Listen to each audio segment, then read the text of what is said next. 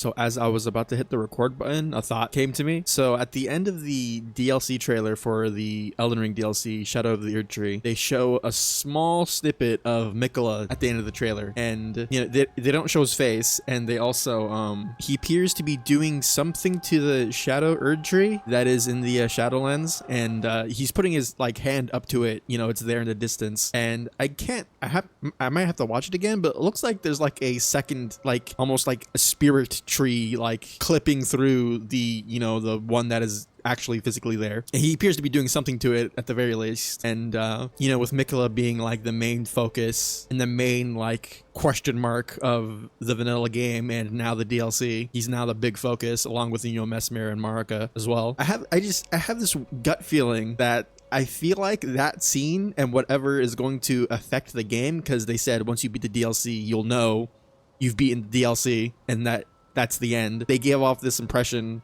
where it's like something like really drastic to maybe the map is going to happen after you beat the DLC, or some sort of drastic change visually is going to happen somewhere. And I feel like that small snippet at the end of the trailer is part of a larger cutscene, and I have this feeling that it's going to be like literally the very end of the DLC. It kind of reminds me of, and yeah, this is slightly different because it's not a visual thing, it was with the music, but in the Ringed City DLC trailer for Dark Souls 3, you know, they were showing off all the gameplay and all the, you know, locations and stuff, and the music that they used for that trailer was Slave Knight Gale's music, which was the final boss of the, you know, Dark Souls 3, and also the series, I guess, as well. I mean, I just had this horrible thought. What if we don't meet Mikola until like the very end of the DLC, and it's just like that cutscene and then that's it? Oh, that'd be so upsetting. Yeah, I feel like I'm remembering another game that I either played or watched somebody play where like one of the first things they ever showed about it was like something that happened at the very end, but it wasn't obvious unless you had actually played through the game and gotten to the end that was actually a spoiler that they put in the trailer. I'm trying to remember what it was, and I can't remember.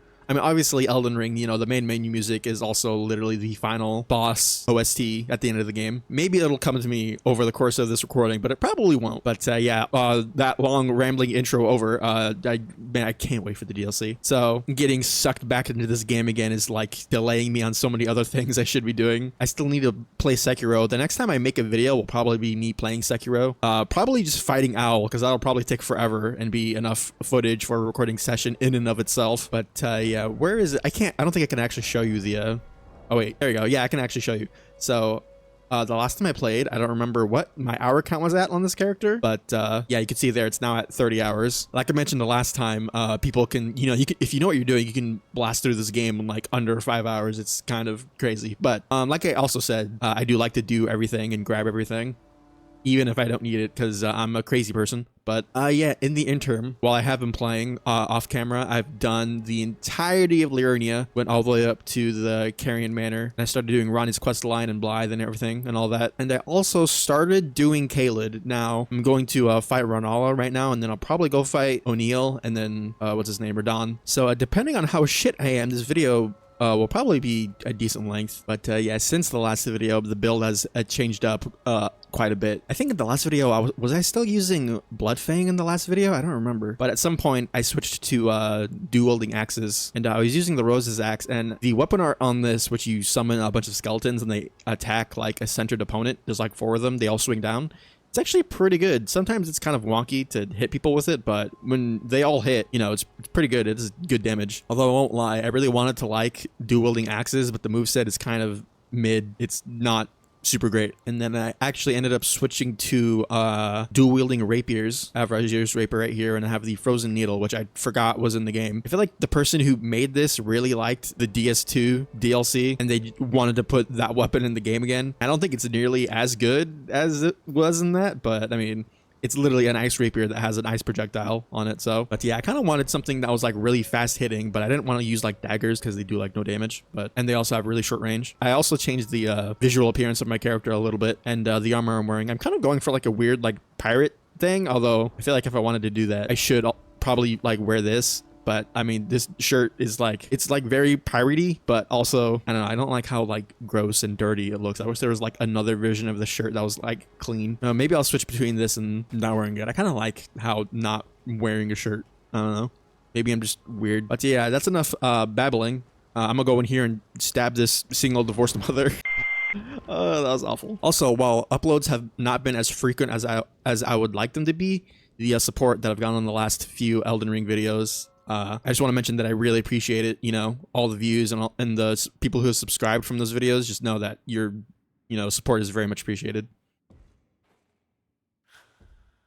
They're literally biting my ankles.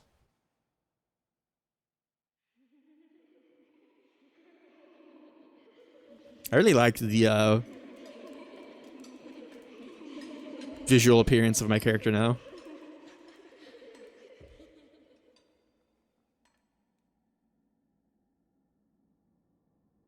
Also, this is kind of weird and sad. Hush, little Calva. There's a baby in there. I'll soon birth thee anew, a sweeting, fresh and pure. All right, I'm not gonna lie. I'm hot take, controversial. Ignoring the banana hat, Renala is very pretty.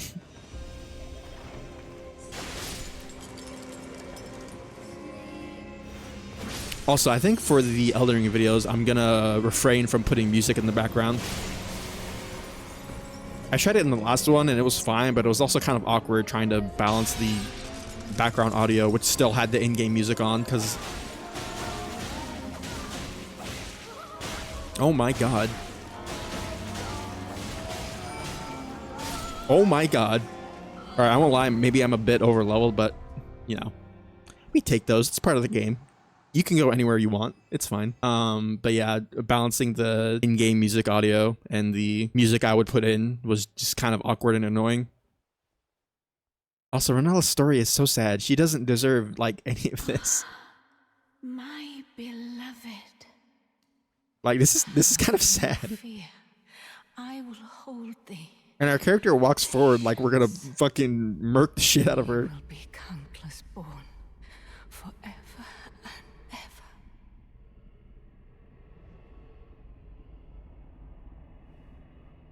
Also, I just realized this, like, trap, quote unquote, is coming out of the egg. I don't know what that says about the egg or Ranni or whatever, but it's really interesting. Ranni the witch.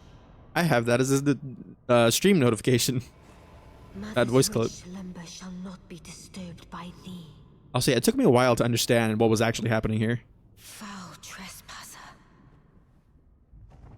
Send word far and wide. This is such a cool cutscene. Oh. Of the last queen of Caria, Renala of the full moon. It's the trailer shot. Look at her. She's so pretty. And the majesty of the night she conjureth. Yeah, ignoring the goofy banana hat. Very Bayonetta coded. Alright, let's see if I don't completely embarrass myself here.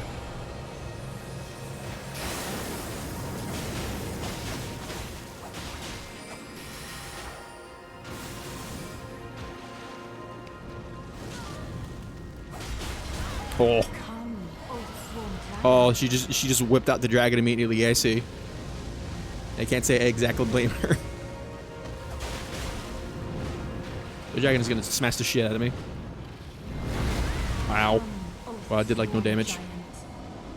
Wow, she's going backwards in terms of summons. That's actually kind of weird. Oh, but yeah, TLDR for these videos, I'll just keep the in-game music and audio, and that'll be it. How about you fuck off? Come here.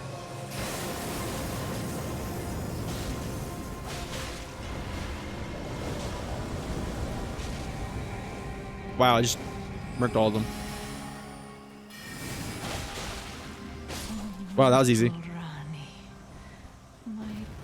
This is such a cool area. I wish this was like an arena for PvP and the Elden Beast room as well. Also, yeah, Renala's like completely like destitute and so far gone that she can't even like muster a second phase of the boss fight. Ranni has to set up like a spirit trap thing. But we now have our second great rune and the ability to respec. So I'm not sure what like the implication, like I have no idea what this amber egg thing that Radagon gave her is. Is it literally supposed to be like a child that they were supposed to have, but for whatever reason wasn't able to be like born correctly? Like I have no idea what it is. But I mean, it's kind of sad, you know, at the beginning you see her like creating the children things and she's like obsessed with them for whatever reason, but she also has like 3 actual kids that, I mean, at this point seem to be like being completely overlooked. But I guess to be fair, Rykard is a blasphemous weirdo who fed himself to a snake, and Radahn at this point is like completely like just gone and consumed by scarlet rot. So I mean, but yeah, I have the thrust counterattack charm and the winged sword insignia for the vast attack damage bonus. And I'm not sure how much the bonus damage you get for this is, because I know you can kill Millicent and get a better version of it, but I'm not going to do that. So how many souls did I get? Oh wait, I had like 20k already when I walked in here. Never mind. My stats are really evenly spread. I should probably start leveling up vigor again, but I want more int, at least until 30. I also don't know at what point I should switch off of the meteorite staff, because I know early game it's really good because of just the insane scaling that it has, but I'm not sure how long that holds up compared to staves that you can actually upgrade. All right, one more level and then I'll stop leveling up. Right, I was going to immediately fight Radahn after this, but I think I'm actually going to go kill O'Neil, and then I'll also, I don't remember what causes the invasion in the swamp here. Is it just you have to kill O'Neil? Because I know that killing the main boss of the zone will actually prevent invasions. So like if you kill Renala, then Vike won't invade you at the church in Liurnia. But yeah, Radagon / Mark are really fucked up Renala, and it's kind of sad and depressing. Oh, never mind. I guess it's now. Oh, hello. I'm gonna go this way. So I'm not really sure what's happening here, because Millicent invades you, and like this, I'm like 99% sure this is supposed to happen before you meet her for the first time. So I'm not really sure what the lore story implication is here, but yeah, it's very weird because she's currently like in a church dying.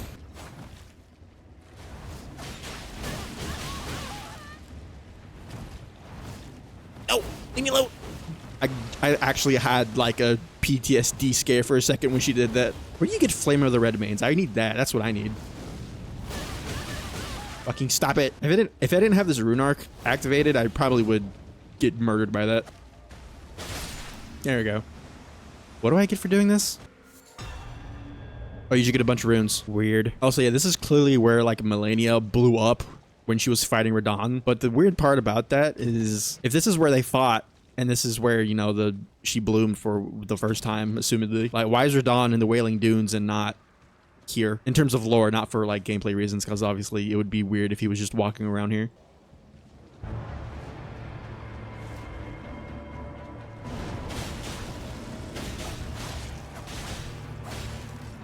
I wonder if I leave one alive, if he'll summon the bigger ones, because these guys are annoying, and I do want to kill them. Oh. You bitch. You know, fuck you. Eat rock.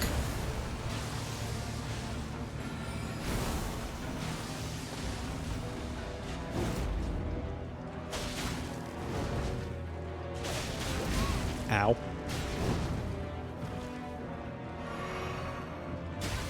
You. I hate you. Alright, I don't care. I'm gonna kill you. Oh.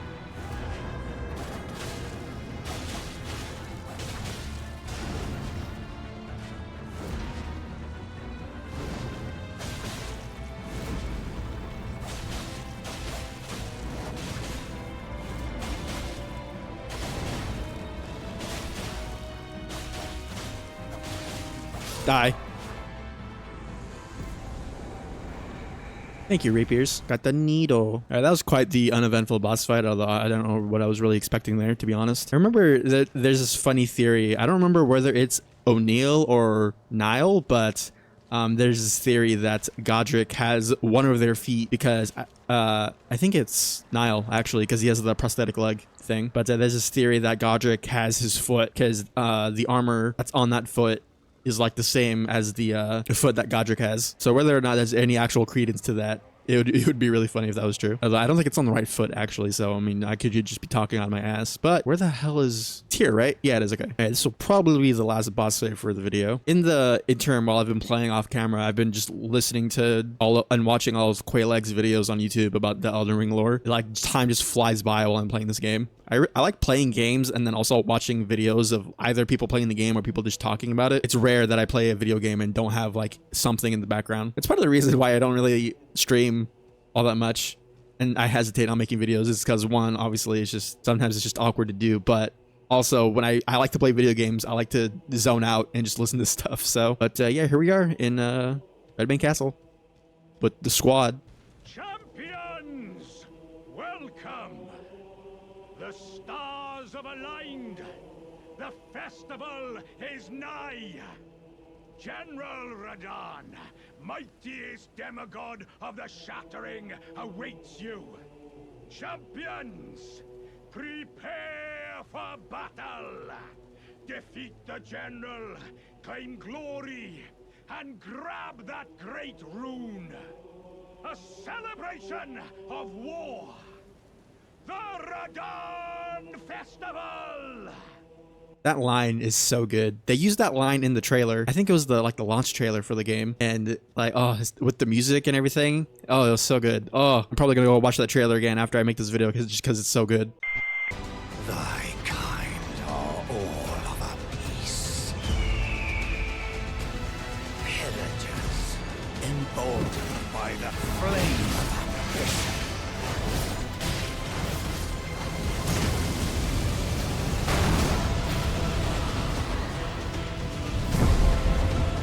Champions, welcome. A celebration of war. The Radahn Festival!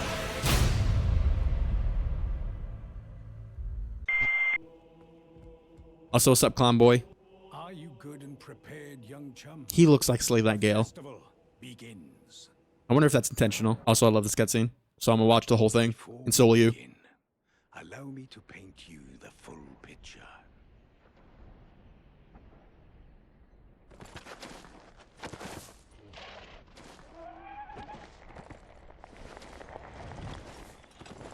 It's so weird that there's a pre-rendered cutscene for this, but the game intro cinematic is not, which is intentional, obviously, but Is cursed ever to wander.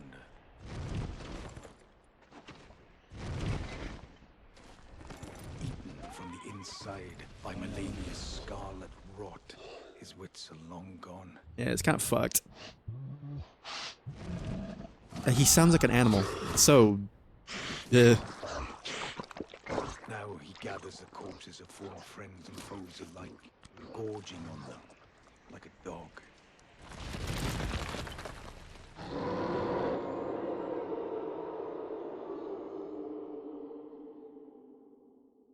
Howling at the sky. I love that line so much. But now, we must make merry. O gathering of champions, the revels begin. The celebration of war.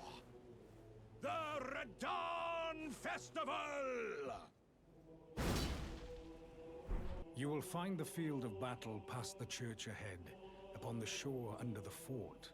General Radahn is there, even now, divested of his wits, devouring corpses, and howling at the sky. Yeah, they know that line is so good because they use it twice. I didn't even know that.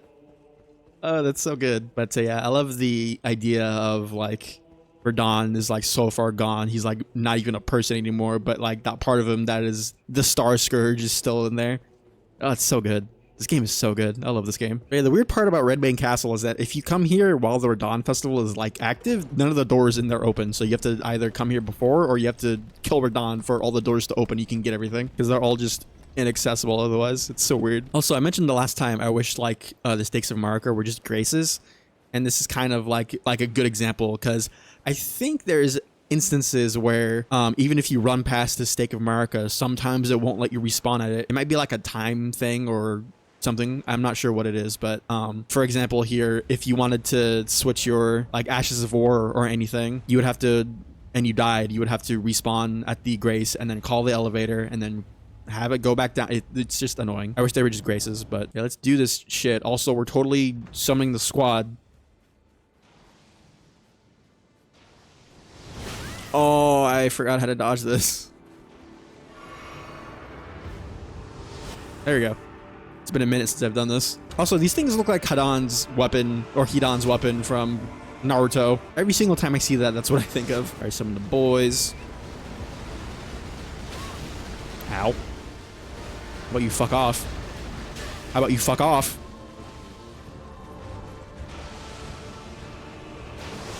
Oh. Alright, squad. Now, if I was like huge balls, big dick OG, I would do this by myself, but I'm not insane.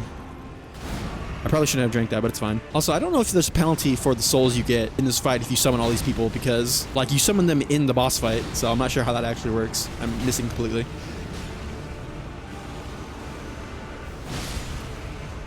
Somebody just died. Ow. I don't know if he's resistant to magic or not. He might be, for all I know. Ow. What if I just cannon of Haima him really quick? Oh, that's bad. Yep, that's it. God damn it. I'm pretty sure he was attacking somebody else and then he just switched targets mid-combo, so that was neat. I remember I saw a video where apparently when Radahn enters his second phase and he like meteors from the sky, he appears where you're looking after you get him into the second phase. So I didn't know that. That was like just a neat thing that I found out. It reminds me of Dark Souls 3 for the Nemesis King. He has a move where he summons like lightning bolts with his weapon, and if you look away from him while he's like charging it up, they'll just completely miss, and it's kind of stupid and hilarious. Light your weapon, you fuck. Oh, I would love to see like if this were like a character-driven RPG, like a Baldur's Gate or something like that. Like you could have a party with like Alexander and Blythe and all these other people. And I always think of like the character interactions that don't happen in this game because it's not that type of game, but would still be really cool. No, come here, you bitch! I missed it. Is he gonna come from over here? Oh, there he is. Ooh! Oh, somebody died. Oh, Blythe, no!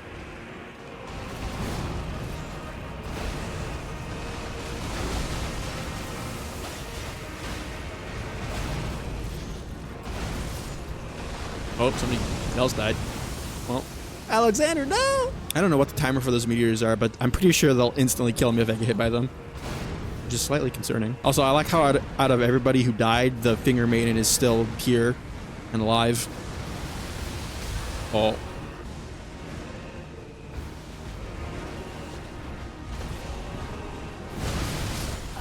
What?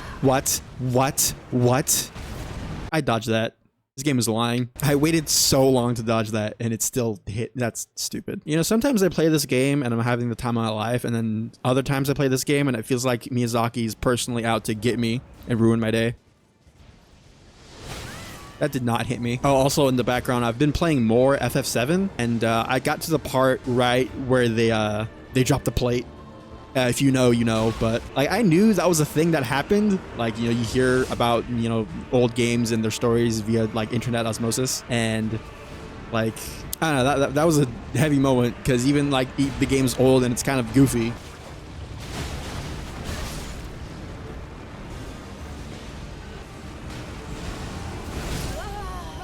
What? Did I not heal myself?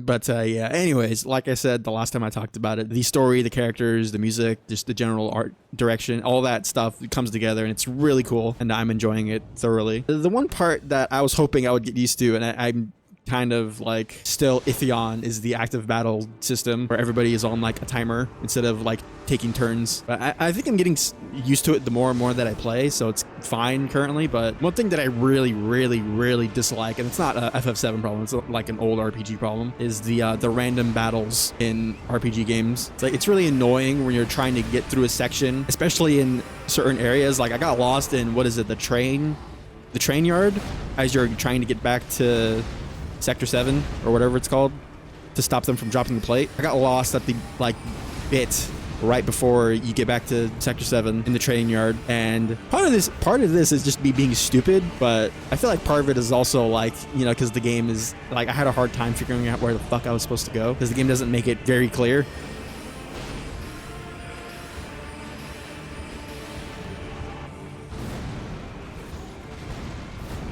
Radahn, fuck off. I'm surprised he hasn't entered his second phase yet. But yeah, when you're running back and forth in an area because you're lost and you're trying to figure out where the fuck to go, and you just keep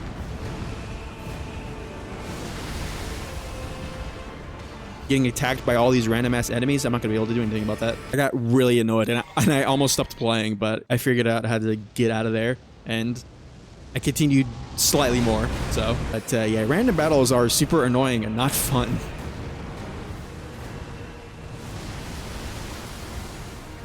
I don't know why, but that attack scares the shit out of me. Oh wow, Blythe just got... Wow, he just ate all that. Holy shit. Oh, he's dead.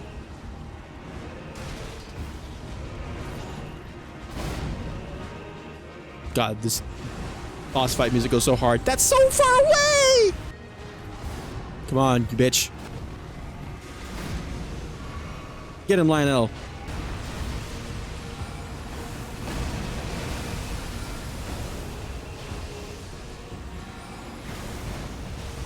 Die, bitch. Bitch. I did it. All right, well, there we go. Oh yeah, I forgot about this cutscene. Can't wait to drop a 6,000 kiloton bomb on Limgrave. Thank God there's nothing in the area that's important.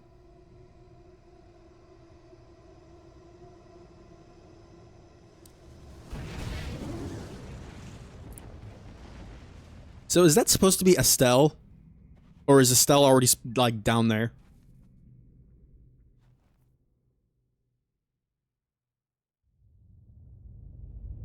Got my eyes. Why is FromSoft obsessed with blinding their player base? Or I guess I should say Bandai Namco. Wow, I literally used all my juice there. Holy shit. Hi, Blythe. Ah, good. I was waiting for you. Oh, what a sick way to fight, eh? The glory of the clash is shared by Radahn and you. And did you see that afterwards? A falling star right before our eyes.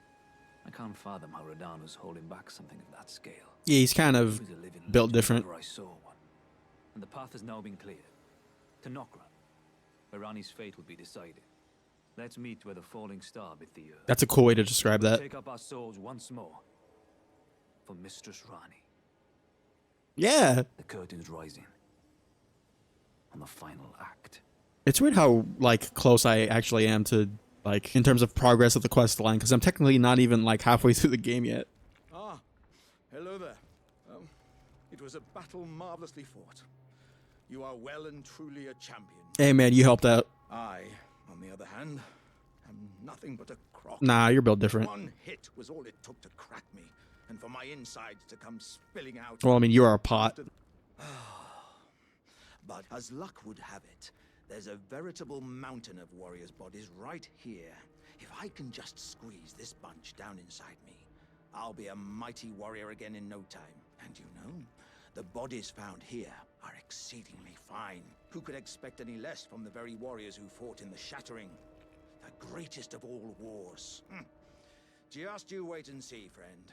I'll grow even stronger. So, like, I feel like a lot of people, like, hear him say that, and they find it, like, really creepy, but I don't remember where it said. I think it might be the Jarrite puppet, where it's explained how, like, I guess warrior jars get stronger depending on the people that are dead and inside them, because, you know, the jars generally are used to transport just dead people for earthly burial and whatever. But if you have a bunch of strong people and you put them in a warrior jar, then I guess he just becomes Mr. Uber Big Dick OG of the universe or something. But yeah, even still, knowing the context behind that, it's like it's still really off-putting. But an interesting fact, I don't know if it'll happen now, but later in Alexander's quest, when you fight him in Fair Missoula and you get his what is it called, his talisman that he drops, it's actually slightly different than if you were to kill him early on in the game.